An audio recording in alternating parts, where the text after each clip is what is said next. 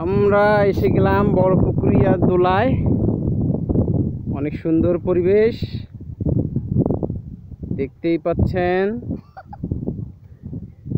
আমার সাথে এসছে এই যে আমার আম্মু, তারপর আমার ছেলেও আসছে, কিন্তু আমার ছেলে আর নিচে নামে না।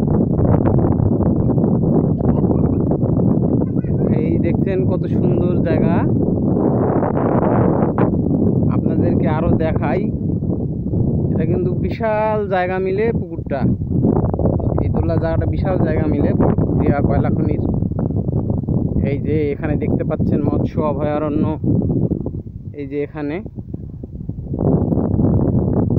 তারপর একটু সামনে যাই। আসো মা, আসো আসো আসো।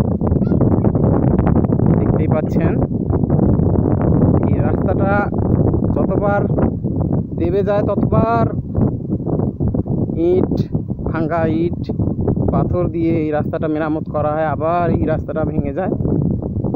তো এটা অনেকদিন থেকে আর মেরামত করা হয়নি। এই দিক দিয়েও আর কেউ যাতায়াত করে না, বাইপাস রাস্তা বানিয়ে দিয়েছে। তো দেখতেই পাচ্ছেন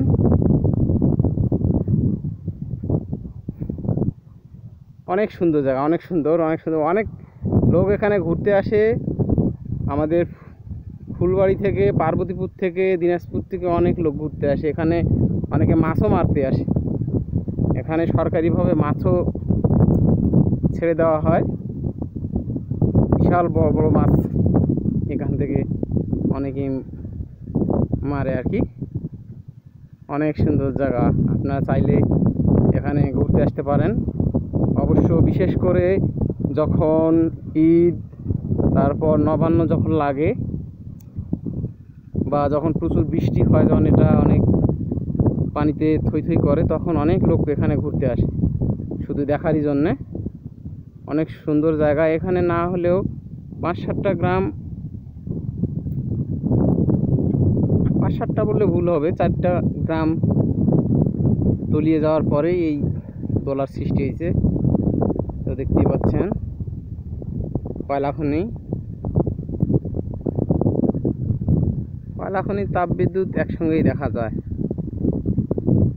এটা আমাদের বড়পুকুরিয়া বাজারের সেই পুরনো মসজিদ।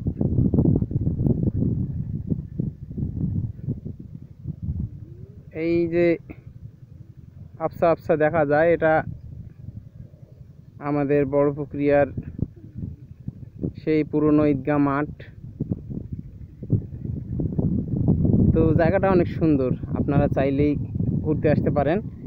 এই যে আমার মাকে দেখতেছেন, আমার মা খালি ফুল তোলা নিয়ে ব্যস্ত। এনতে সীতার ফুল তোলে, অনেকে ঘুরতেও আসে। অনেক সুন্দর জায়গা, আপনাদের সবার ইনভাইট থাকলো। আর আমার ভিডিওটা ভালো লাগলে অবশ্যই লাইক করবেন, কমেন্ট করবেন এবং আমার পেজে ফলো দিবেন।